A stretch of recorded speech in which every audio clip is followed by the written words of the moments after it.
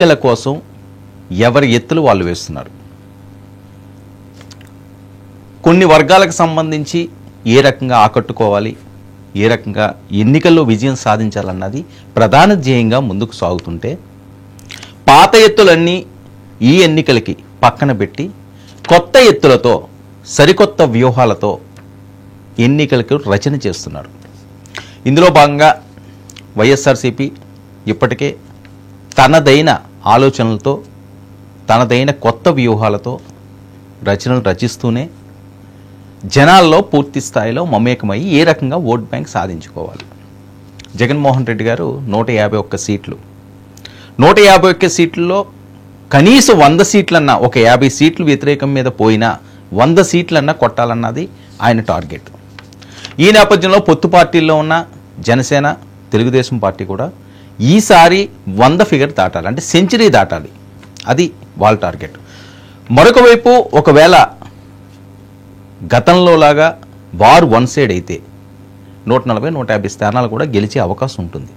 So ఇప్పుడు అది predict చేయలేం, కానీ ఎన్నికల సమయానికి వచ్చేసరికల్లా ఆ మూడ్ ఎలా ఉంటుందో, వాటర్స్ మూడ్, ఆ ఫ్లో కానీ వచ్చింది అంటే ఎవరు ఆపలేరు, అది సుడిగుండంలా చుట్టేస్తుంది పార్టీలని. సో గతంలో అదే జరిగింది. సో ఈసారి కూడా ఆ రకమైన వ్యూహంతో ఖచ్చితంగా 100 స్థానాలు మినిమం పెట్టుకుంటే 140-150 స్థానాలు ఎట్టి పరిస్థితుల్లోని చేజిక్కించుకోవాలి. ఎందుకంటే బలమైన ప్రతిపక్షం ఉంటే అధికార పార్టీకి ఎప్పుడు చిక్కులే, ఖచ్చితంగా ఇబ్బందికర పరిస్థితులు ఉంటాయి బలమైన అపోజిషన్ ఉంటే. సో అపోజిషన్కి బలం లేకుండా వార్ వన్ సైడ్ చేయాలన్నది పార్టీల వ్యూహాలు. గతంలో దాంట్లో సక్సెస్ అయ్యారు జగన్మోహన్ రెడ్డి గారు. ప్రతిపక్షాలకు అవకాశమే లేదు. ఏదైతే తెలుగుదేశం పార్టీ ఊహించిన విధంగా 23 సీట్లకే పరిమితమైన నేపథ్యం గతంలో మనకి. సో అలాంటి పరిస్థితుల్లో ఈసారి ఆ ఫిగర్ వైఎస్ఆర్సీపీకి వెళ్ళేలాగా పొత్తులు పెట్టుకుని ఓటు చీలమంటున్నారు, ఓటు ట్రాన్స్ఫర్ అవుతుంది అంటున్నారు.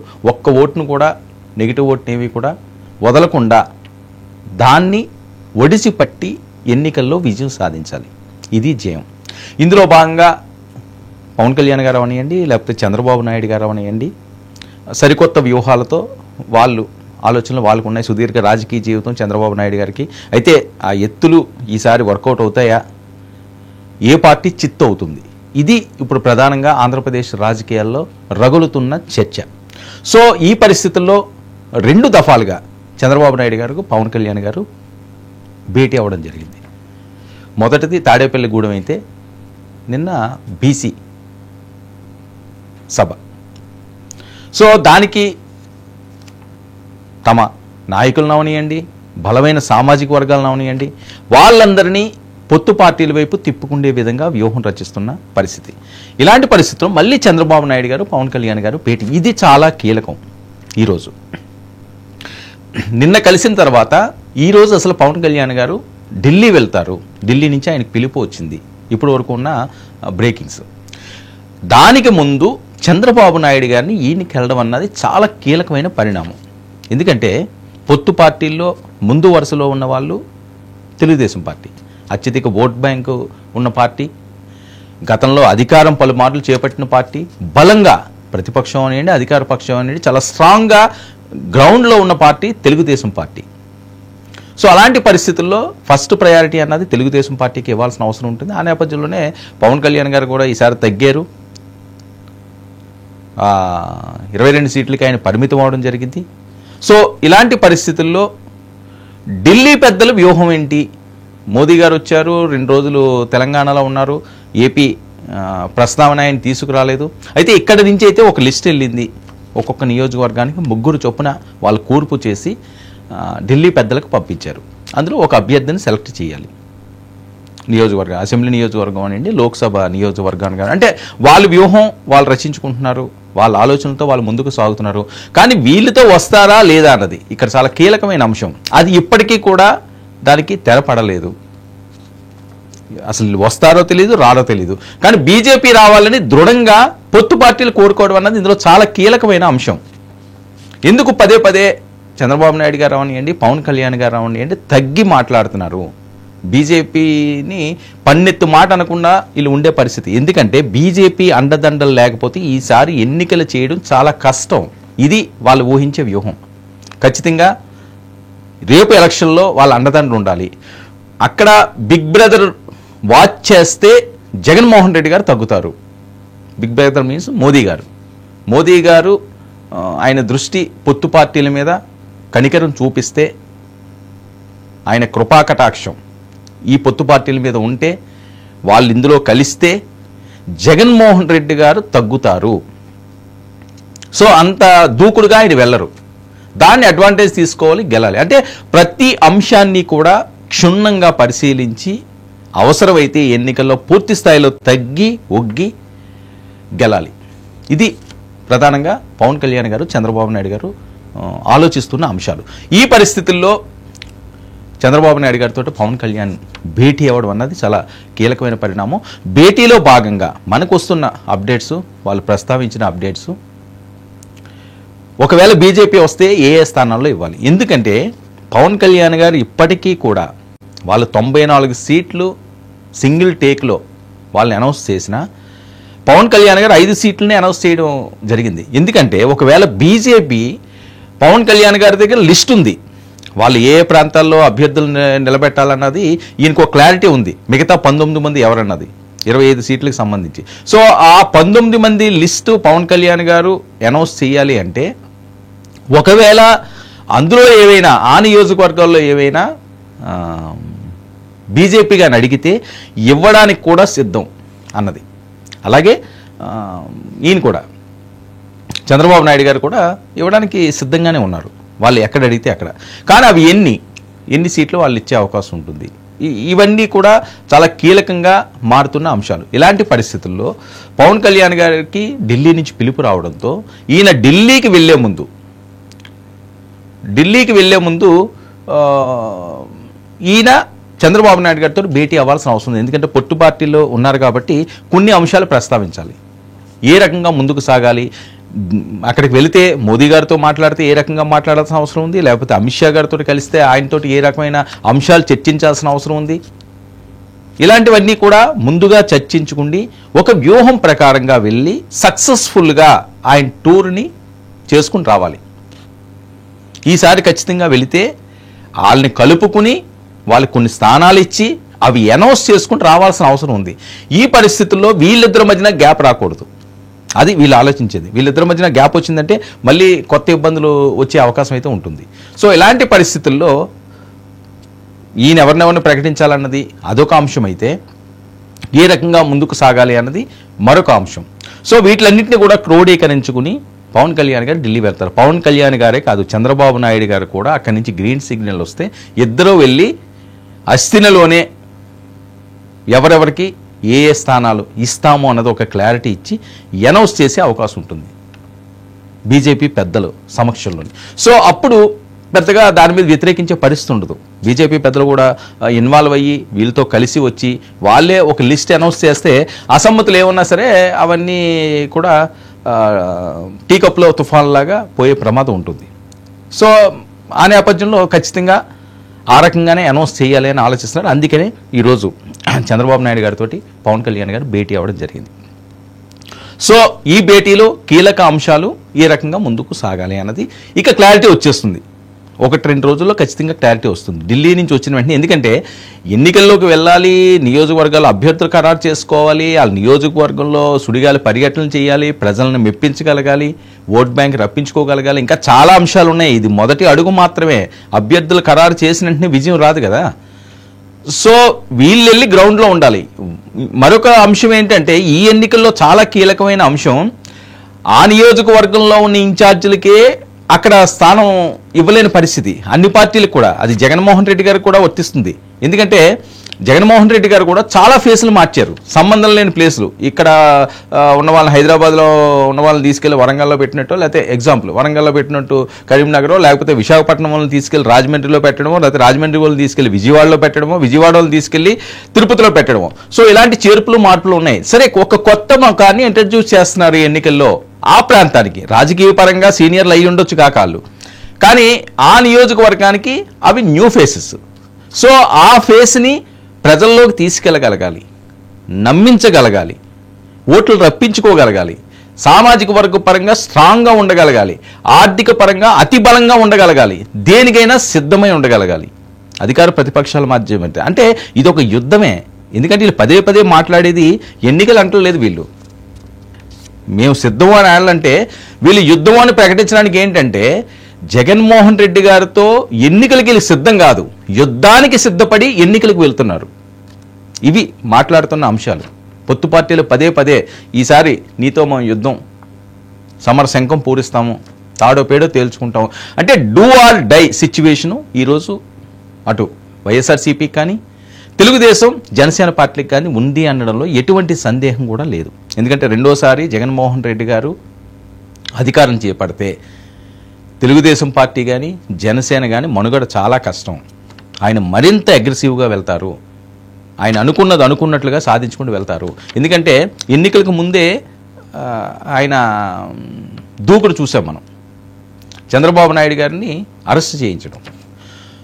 సో ఎన్నికలకు ముందే అంత రిస్క్ చేసి ఒకవేళ చంద్రబాబు నాయుడు గారికి ఏమన్నా సింపతి వస్తుందా తెలుగుదేశం పార్టీలో కానీ ప్రజల్లో కానీ ఆయన మీద, అయ్యో పాపం ఈ వయసులో ఉన్న ఆయన్ని తీసుకెళ్లి జైల్లో పెట్టారని ఆ సింపతి వస్తుందా, ఓట్ బ్యాంక్ ఏమైనా ఇబ్బంది పడుతుందా అని కూడా జగన్మోహన్ రెడ్డి గారు ఆలోచించలేదనే చెప్పాలి. సో ఆయన స్టైల్లో ఆయన చేయాలి అనుకున్నారు, చేసేశారు. ఇది చాలామంది మాట్లాడే అంశం. సరే, అందులో తప్పులు ఉన్నాయా ఒప్పులు ఉన్నాయా అవన్నీ కూడా కోర్టులు చూసుకుంటాయి, అందులోకి మనం వెళ్లాల్సిన అవసరం లేదు. కానీ జరిగిన అంశాలు మాట్లాడుకోవాల్సిన అవసరం ఉన్నది. ఆనాడు జగన్మోహన్ రెడ్డి గారు జైలుకి వెళ్ళినా, ఈరోజు చంద్రబాబు నాయుడు గారు జైలుకి వెళ్ళినా, రేపు ఇంకొకరు వెళ్ళినా ఏ సందర్భంలో వెళ్ళారు, ఏం తప్పులు చేశారు అన్నది అది జ్యుడిషియల్ చేతుల్లో ఉంటుంది కాబట్టి వాళ్ళు చూసుకుంటారు, వాళ్ళకి సంబంధించిన అంశం. కానీ జరిగింది మాత్రం ప్రజల ముందు ఉంటుంది. ఆ రోజు జగన్మోహన్ రెడ్డి గారు అరెస్ట్ చేసిన, అయ్యా తండ్రి లేని బిడ్డని అన్యాయంగా అరెస్ట్ చేశారని ఆయన మీద సింపతి వచ్చింది. మన చంద్రబాబు నాయుడు గారు కూడా జైలుకి వెళ్ళినప్పుడు ఈయన అన్యాయంగా ఏదో చిన్న కేసు ఉంది, అదేం పెద్ద 100 కోట్లు కాదు 1000 కోట్లు కాదు, దాని మీద ఈయన ఇరికించారు, ఇన్ని రోజులు జైల్లో పెట్టారని ఈయన మీద సింపతి వచ్చింది. సో ఆ సింపతి ఓటుగా కన్వర్ట్ అవుతుందా లేదా అన్నది రానున్న రోజుల్లో చూడాలి. కానీ జగన్మోహన్ రెడ్డి గారు వేసిన అడుగు అరెస్టు చేయడంలో ఆయన పాత్ర చాలా కీలకంగా ఉంది. కక్ష సాధింపు చేశారు ఆయన. ఎందుకంటే జైలు పుత్రుడు అని పదే పదే ఆయన్ని చాలా అవహేళన చేసిన సందర్భాలు ఉన్నాయి. సో ఇలాంటి పరిస్థితుల్లో ఒక్కసారైనా జైలుకి వెళ్తే వెళ్ళినట్టే. అది రైటు తప్పు అన్నది తర్వాత అంశం. జైలు జీవితం గడపడం అంటే జైలుకి వెళ్ళినట్టే వస్తుంది, అది ఒక మచ్చే, లైఫ్ లాంగ్ ఉంటుంది అది, మనం ఉన్నా లేకపోయినా. సో అలాంటి పరిస్థితుల్లో ఆయన ఒక్కసారన్నా పంపించాలనుకున్నాడు, ఆయన పంపించేశాడు. ఈ రకంగానే ఉంటుంది ఆయన రాజకీయం అని చెప్పి సర్వత్రా మాట్లాడుకునే పరిస్థితి. సో ఆ అంశం అలా పక్కన పెడితే, సో ఇలాంటి పరిస్థితుల్లో ఎన్నికలకు వెళ్తున్న నేపథ్యంలో రెండవసారి జగన్మోహన్ రెడ్డి గారు అధికారం చేపడితే చాలా ఇబ్బందికర పరిస్థితులు ఎదుర్కోవాల్సి వస్తుంది ప్రతిపక్షాలన్నీ కూడా అని వాళ్ళ భయం. సో ఇలాంటి సమయంలో అతి బలంగా ఉన్న వైఎస్ఆర్సీపీని తట్టుకుని నిలబడాలంటే ఎన్నికలు చాలా జాగ్రత్తగా చేయగలగాలి. పోలింగ్ బూతుల్లో ఏదైతే ఓటింగ్ జరిగే సమయంలో చాలా స్ట్రాంగ్గా ఉండగలగాలి. అవసరమైతే ఫైటింగ్ కూడా సిద్ధపడాలి, అడ్డుకోగలగాలి. ఎందుకంటే దొంగ ఓట్లు అనే అంశం అన్నది ఆంధ్రప్రదేశ్లో పెద్ద ఎత్తున ప్రచారం జరుగుతుంది. తెలుగుదేశం పార్టీ వాళ్ళు వివిధ రాష్ట్రాల నుంచి కూడా ఓట్లు తీసుకొచ్చుకున్నారు, ఇక్కడ దొంగ ఓట్లన్నింటినీ కూడా జాయిన్ చేశారని వీళ్ళు మాట్లాడుతున్నారు. వైఎస్ఆర్సీపీ అదే ధీమా వ్యక్తం చేస్తున్నది. వైనాట్ 175 అంటే అన్ని నియోజకవర్గాల్లో వాళ్ళు దొంగ ఓట్లు అన్నది. సో ఈ కలకలం రేపుతుంది. కాబట్టి ఒకవేళ బీజేపీ కానీ ఈ పరిస్థితిలో వీళ్ళకి అండగా ఉంటే, వీళ్ళకి తోడుగా ఉంటే, ఈ పొత్తుతో కలిసి వెళితే వీటిలన్నిటికీ కూడా ఫుల్ స్టాప్ పెట్టొచ్చు. కేంద్రాన్ని కాదని జగన్మోహన్ రెడ్డి గారు ఏమీ చేయలేని పరిస్థితి. వాళ్ళు స్ట్రాంగ్గా ఉంటే వీళ్ళు ఇబ్బందులు పడతారు. సో దీన్ని మనం అడ్వాంటేజ్గా తీసుకుంటే గెలాల్సిన అవసరం ఉంటుంది. వాళ్ళు మనకి బ్యాక్ బోన్లో ఉంటారు. ఇది వీళ్ళ ఆలోచన. ఈ పరిస్థితుల్లో లేకపోతే ఇప్పుడు బీజేపీ మేము రాము, మేము ఇండివిజువల్గా పోటీ చేస్తామంటే ఇప్పుడు తెలుగుదేశం పార్టీ జనసేన పార్టీ ఎన్నికలకు వెళ్ళడం మానేరు కదా. సో వాళ్ళని పదే పదే మాట్లాడేది వాళ్ళకున్న ఓటు శాతం చూస్తే చాలా తక్కువ. వాస్తవాలు ఇవన్నీ కూడా. బీజేపీ పార్టీ ఓటు శాతం పరంగా ఏదో కలిసి వచ్చేస్తున్నది అన్నది పొత్తు పార్టీలకు ఏం లేదు. కానీ అండదండలు ఉండాల్సిన అవసరం ఉంది. మోదీ గారు, అమిత్ షా గారు, బీజేపీ బలంగా ఉన్న బీజేపీ వీళ్ళకి తోడుగా ఉంటే ఖచ్చితంగా కొన్ని అంశాలను అడ్డుకునే శక్తి వాళ్ళకు ఉంటుంది. ఆంధ్రప్రదేశ్లో ఆ శక్తి మనకి లేదేమో రేపు కష్టం అవుతుందేమో అని, ఉందో లేదో అన్నది తర్వాత అంశం, కానీ కష్టం అవుతుందేమో ఆ ఛాన్స్ కూడా ఎందుకు ఇవ్వాలి అన్నది వీళ్ళ ఆలోచన. అందుకే వాళ్ళు ఏం మాట్లాడకపోయినా సరే ఇంకా ఆగే పరిస్థితి ఉండదు. నోటిఫికేషన్ వస్తున్న నేపథ్యంలో ఇంకా ఎవరెవరు అభ్యర్థులు ఖరారు చేయకుండా పూర్తి స్థాయిలో లేకపోతే అనౌన్స్ చేయకుండా కొన్ని సీట్లన్నా ముందుకు వెళ్ళే పరిస్థితి ఉండదు. ఎందుకంటే ఒక పక్క జగన్మోహన్ రెడ్డి గారు తనదైన స్టైల్లో ఒక 6-7 లిస్టులు ప్రకటించేశారు, 8 లిస్టులు అనుకుంటాను, లిస్టులు ప్రకటించేశారు ఎవరెవరు ఇన్ఛార్జీలు అన్నది. సో ఆ ఇన్ఛార్జీలకి ఎక్కువగా టికెట్లు వచ్చే అవకాశం ఉంటుంది. వాళ్ళు గ్రౌండ్ వర్క్ చేసుకుంటూ వెళ్ళిపోతున్నారు, వాళ్ళు ఎన్నికలకి వాళ్ళు క్యాంపెయిన్ చేసుకుంటూ వెళ్ళిపోతున్నారు. కానీ పొత్తు పార్టీలో ఆ పరిస్థితి లేదు. సో ఇలాంటి సమయంలో ఎన్నో కొన్ని అనౌన్స్ చేయాలి కాబట్టి ఆ రోజు తాడేపల్లిగూడెంలో బహిరంగ సభ ముందు వీళ్ళు అనౌన్స్ చేశారు, సభకు వెళ్ళారు. సో ఇక్కడ 24 సీట్లకు సంబంధించి 5 సీట్లు ఈయన ప్రకటించి మిగతా 19 సీట్లు ఈయన ప్రకటించలేదు. అలాగే చంద్రబాబు నాయుడు గారు కూడా కొన్ని సీట్లు ఉంచారు, 94 సీట్లు మాత్రమే ఆయన ఉంచారు. మిగతా సీట్లు ఎవరికి ఇవ్వాలి ఏంటి అన్నదని చూడాలి. అందుకు వీళ్ళిద్దరూ కలిసి వెళ్తేనే కానీ అక్కడ పీటముడులో చిక్కుముడులో లేకపోతే వీళ్ళు ముగ్గురు మధ్య మైత్రియో కొనసాగే అవకాశం లేదు. అవన్నీ కొనసాగేయాలంటే పవన్ కళ్యాణ్ గారే దీనికి వీళ్ళిద్దరి మధ్య ఆ సయోధ్య కుదిరించడానికి ఎవరో ఒకరు ఉండాలి కాబట్టి అది పవన్ కళ్యాణ్ గారికి ఆ ప్రయారిటీ ఇచ్చారు. సో ఇక్కడి నుంచి వాళ్ళు వెళ్ళిన తర్వాత అది దాని మీద ఒక క్లారిటీ వస్తుంది. ఇది చాలా కీలకం ఈరోజు చంద్రబాబు నాయుడు గారు పవన్ కళ్యాణ్ గారు మాట్లాడిన విషయంలో. ఇక మరొక అంశానికి వస్తే అభ్యర్థుల రెండో జాబితా సిద్ధం చేయడమే కాకుండా మేనిఫెస్టో మీద కూడా ప్రధానంగా చర్చ జరిగింది. మేనిఫెస్టో అన్నది చాలా ఇంపార్టెంట్, గుండెకాయ పార్టీలకి మేనిఫెస్టో హార్ట్. సో అది ఎంత యాక్టివ్గా ఉంటే రేపు ఎన్నికల్లో అంత సక్సెస్ వస్తుంది. సో దాన్ని ఏమాత్రం వీక్ చేసినా జగన్మోహన్ రెడ్డి గారు ఇచ్చే మేనిఫెస్టోకి ధీటుగా దానికంటే గొప్పగా లేకపోతే ప్రజలు నమ్మే పరిస్థితి ఉండదు. ఎందుకంటే మేనిఫెస్టో విషయంలో ఉన్నాయండి, పథకాల విషయంలో ఉన్నాయండి, జగన్మోహన్ రెడ్డి గారు దూసుకుపోయారు గతంలో కూడా. ఈసారి కూడా అదే పరిస్థితి ఉంటుంది. ఇప్పుడున్న మేనిఫెస్టో కాకుండా మళ్ళీ కొన్ని దానికి యాడ్ చేస్తున్నారట. సో ఆయన చాలా స్ట్రాంగ్గా ఉన్నారు, ఈ విషయంలో కాంప్రమైజే లేదు. ఎందుకంటే గెలాల్సిన అవసరం ఉంది. నేను ముందు చెప్పినట్లుగా జగన్మోహన్ రెడ్డి గారు రెండోసారి గెలిస్తే వీళ్ళు ఎలాగ ఇబ్బందులు పడతారో, ఒకవేళ పొత్తు పార్టీలు కానీ రేపు అధికారం చేపడితే జగన్మోహన్ రెడ్డి గారు అండ్ టీం కూడా అంతే ఇబ్బంది పడే పరిస్థితి ఉంటుంది. ఎందుకంటే ఇప్పటికే వీళ్ళు బహిరంగంగానే హెచ్చరిస్తున్నారు. ఒక పక్క లోకేష్ గారు రెడ్ బుక్ రాసేయమని చెప్తున్నారు, అందులో ఎవరెవరి పేర్లు ఉన్నాయని చెప్తున్నారు, ఎవరెవరిని ఏం చేయాలన్నది వీళ్ళు అప్పుడే రెడీ చేసుకుని పెట్టారు ఒక టాప్ లిస్ట్ని. సో ఇలాంటి పరిస్థితుల్లో తేడా వచ్చింది అంటే ఆ క్యాటర్ కూడా చెల్లాచెదరైపోయే పరిస్థితి ఉంటుంది. సో ఆ ఛాన్స్ ఇవ్వకూడదు అన్నది వాళ్ళు ఆలోచిస్తారు, వీళ్ళు ఆలోచిస్తారు. సో ఇలాంటి నేపథ్యంలో ఆయన ఎదుర్కోవాలంటే మేనిఫెస్టో చాలా బలంగా ఉండాలి, ప్రజల్ని నమ్మించగలగాలి. ఎందుకంటే గతంలో కూడా చంద్రబాబు నాయుడు గారు సీఎం చేసిన సందర్భాలు ఉన్నాయి, సుదీర్ఘకాలం పాటు ఆయన రాజకీయ జీవితం ఉంది, చాలా మేనిఫెస్టోలు రిలీజ్ చేశారు. కానీ ఈసారి మేనిఫెస్టో గెలిచే విధంగా ఉండాల్సిన అవసరం ఉంది. ముందు ప్రయారిటీ ఏంటంటే ఖచ్చితంగా మేనిఫెస్టోలో చాలా అంశాలు జనసేన కంటే చంద్రబాబు నాయుడు గారికి తెలుసు ఏ రకంగా అందులో ఏ అంశాలు పెట్టాలి. ఆర్థిక పరంగా కూడా చూసుకోవాల్సిన అవసరం. ఓకే, ఆర్థిక పరంగా చూస్తారా చూడరా ఇవన్నీ పక్కన పెడితే మేనిఫెస్టో తోటి గెలుపు రావాలి. ఆ విధంగానే ఈయన కొన్ని సూచనలు సలహాలు పవన్ కళ్యాణ్ గారు తనకి తెలిసిన అంశాలన్నీ కూడా ఈ రకంగా పెడితే బాగుంటుందని చెప్పి ఆయన కూడా కొంతమందితో మాట్లాడడం జరిగిందట. ఇలాంటివి చేస్తే ఈసారి గెలిచే అవకాశం ఉంటుంది. వివిధ రాష్ట్రాల్లో ఏవైతే పథకాలు అవి కూడా ప్రజలకు ఇస్తున్నారో అక్కడ ఏదైతే సక్సెస్ అయిన పథకాలు ఉన్నాయో అవన్నీ కూడా కొన్ని ఆయన చెప్పడం జరిగింది. ఈయన అవగాహనతో ఈయన కొన్ని ఉంటాయి కాబట్టి ఒక మేనిఫెస్టోని సిద్ధం చేసి ఇక మేనిఫెస్టో అలాగే రెండో జాబితా ఎవరెవరు ఉన్నారో ఈ లిస్టులతో వీళ్ళు వెళ్ళడం జరుగుతుంది. అక్కడ ఢిల్లీ పెద్దలకి చూపించిన తర్వాత వాళ్ళు ఏమైనా సూచనలు సలహాలు ఉంటే దాన్ని కూడా యాడ్ చేసుకుని ఇక పూర్తి లిస్టింగ్, రెండో లిస్టింగ్, మూడో లిస్టు, నాలుగో లిస్టు, ఐదో లిస్టు ఉండే పరిస్థితి అయితే ఉండదు. ఎందుకంటే ఇప్పటికే ఆలస్యం అయింది కాబట్టి రెండో లిస్టు తోటి క్లోజ్ చేసేస్తారు, వాళ్ళని యాడ్ చేసుకోండి. సో దీంతో చాలా కీలకమైన చర్చ వీళ్ళిద్దరి మధ్యన జరిగింది. మరొక వైపు ఇప్పటికే పురంధేశ్వరి గారు ఢిల్లీ వెళ్ళారు. ఢిల్లీలో ఈరోజు ఆవిడ కీలక సమావేశం.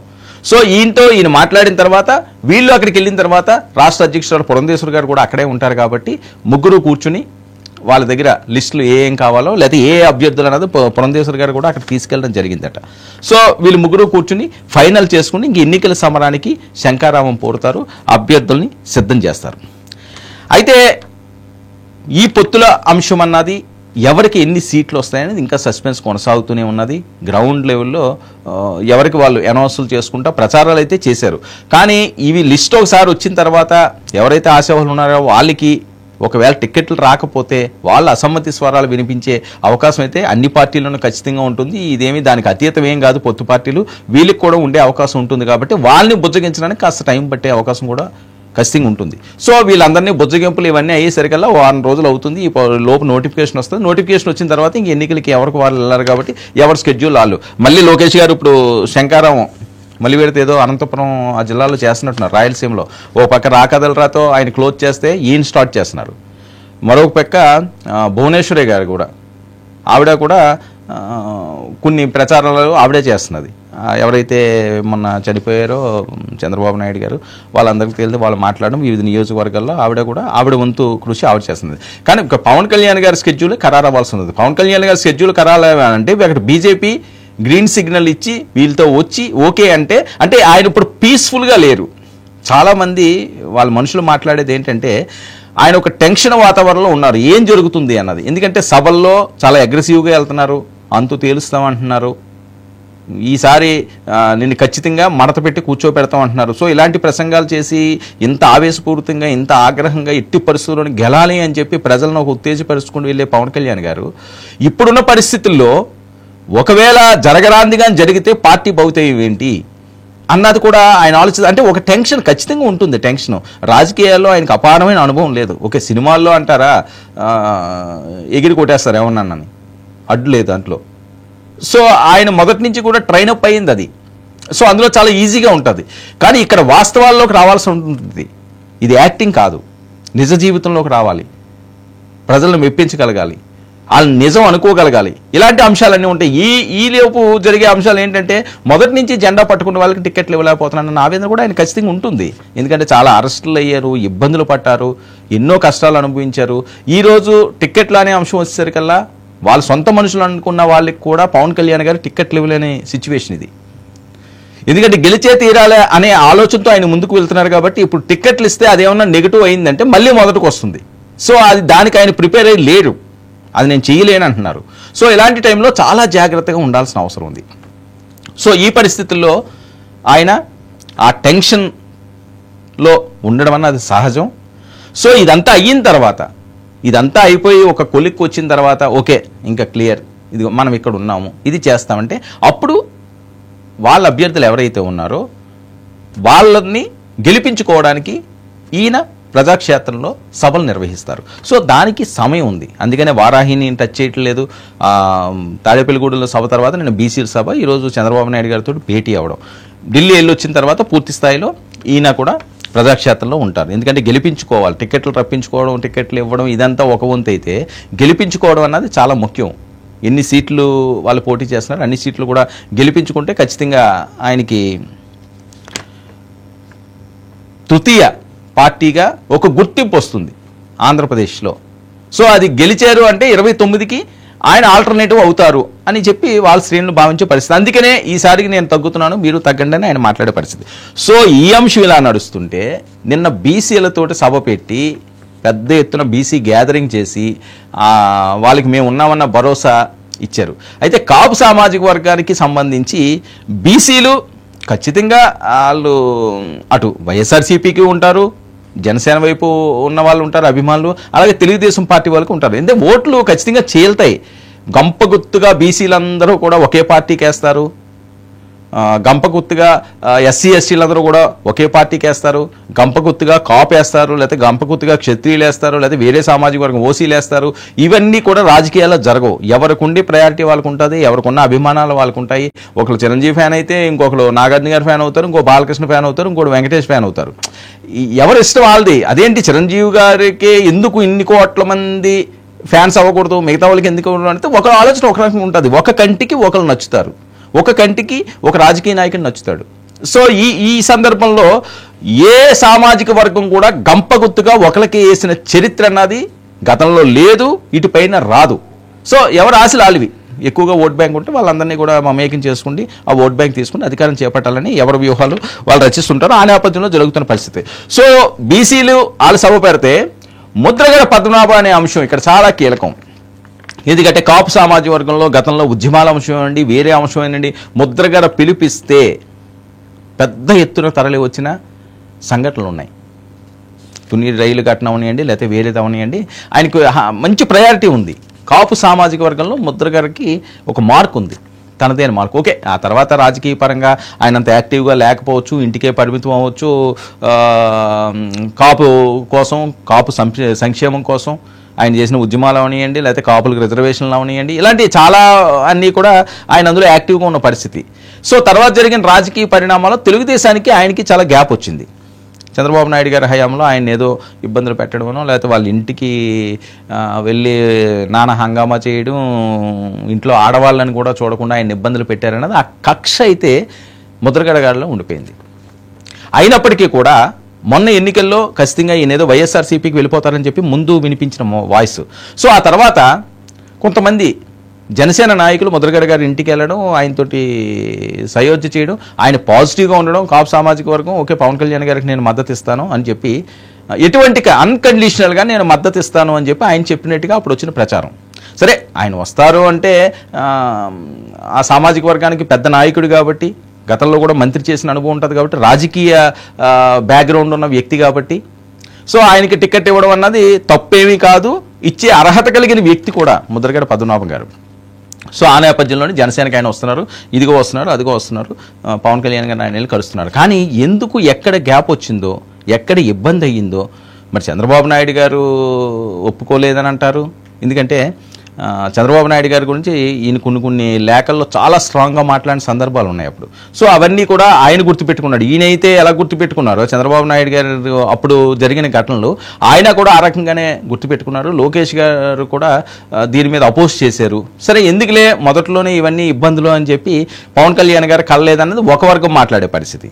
అయితే ఇప్పుడు ఈయనున్న టెన్షన్స్లో ఇప్పుడు వెళ్ళి అది ఏ రకంగా తిరుగుతుందో, ఒకవేళ ఆయన టికెట్లే ఇవ్వలేని పరిస్థితి వస్తుందేమో, ఇప్పుడు కొత్తగా వచ్చిన వాళ్ళందరికీ కూడా ఇప్పుడు ఆదరించి టికెట్లు ఇస్తే అది మళ్ళీ నెగిటివ్ అవుతుందేమో అని చెప్పి ఈయన ఆలోచించారని ఒక వర్గం మాట్లాడతారు. సో ఇన్సైడ్ ఏం జరిగిందన్నది అవుట్ సైడ్కి అయితే రాలేదు.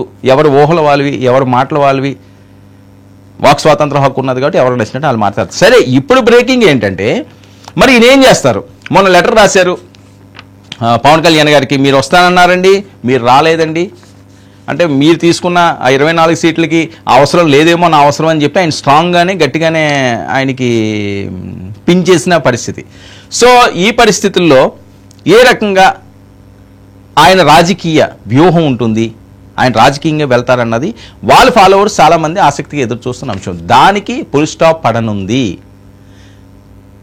ముద్రగడ పద్మనాభం గారు వైఎస్ఆర్సీపీలో జాయిన్ అవుతున్నారండి. ముహూర్తం కూడా ఫిక్స్ చేసుకున్నారట. ఈ నెల 12వ తేదీన ఆయన వైఎస్ఆర్సీపీలో అఫీషియల్గా జాయిన్ అవుతున్నారన్నది ఇప్పటి వరకు వస్తున్న వాస్తవం. దీనికి నిదర్శనాలు ఏంటి అంటే జక్కంపూడి గారు వెళ్ళి ఆయనతోటి ఇంట్లో చర్చలు జరపడం, మిథున్ రెడ్డి గారు ప్రత్యేకంగా ముద్రగడ గారితో ఏం చేస్తామో ఎలా చేస్తామో మీరు మాకు అండ కావాలని చెప్పి వాళ్ళిద్దరూ మాట్లాడుకున్న అంశాలు ఇది బయటకు వచ్చినవి. సో ఈ నేపథ్యంలో ముద్రగడ పద్మనాభం గారు వైఎస్ఆర్సీపీలోకి వెళ్తే మరి ఉభయ గోదావరి జిల్లాలో ఆ ప్రభావం ఉంటుందా? ఇప్పటికే చేగుండి హరిరామజోగి గారు లేఖ రాస్తున్నారు, వాళ్ళ అబ్బాయి వెళ్ళి వైఎస్ఆర్సీపీలో జాయిన్ అయ్యారు. ఇప్పుడు ముద్రగడ గారు కూడా జాయిన్ అయ్యారు. అంటే కొద్దిగా ఫేస్ వాల్యూ ఉన్నవాళ్ళు, ఒక 10 మందికి ఆ పేరు తెలిసిన వాళ్ళు వైఎస్ఆర్సీపీలోకి వెళ్తే బలమైన కాపు సామాజిక వర్గం పవన్ కళ్యాణ్ గారితో ఈసారి నుంచుంటుంది, పవన్ కళ్యాణ్ గారికి గంపగుత్తుగా ఈసారి ఓట్లేసే ఛాన్స్ ఉంటుంది, ఈసారి ఆయనకు అవకాశం ఇస్తారు అని భావించే వాళ్ళందరికీ కూడా ఇది షాకింగ్ న్యూసే. ముద్రగడ గారు వైఎస్ఆర్సీపీలోకి వెళ్తే ఓకే, ప్రభావం ఎంతవరకు ఉంటుందో, ఒక వేవ్ వచ్చిందంటే ఎవ్వరూ ఆపలేరు. అది ఎంత గొప్ప నాయకుడైనా సరే ఒక వేవ్ వచ్చింది అంటే ఆ సునామీలాగా చుట్టేస్తుంది రాజకీయాల్లో. సో ఆ వేవ్ ఈ ఎన్నికల్లో ఎవరి వైపు ఉంది? అంత వేవ్ ఉందా? ఎందుకంటే నువ్వా నేనా అన్నట్టుగానే ఈసారి పోటీ ఉండే అవకాశం ఉంటుంది. ఏదో తక్కువ మార్జిన్ తోటి గెలిచే అవకాశాలు ఉంటాయి ఎవరు అధికారం చేపట్టినా సరే, ఇప్పుడు వస్తున్న సర్వేల రిపోర్ట్లు.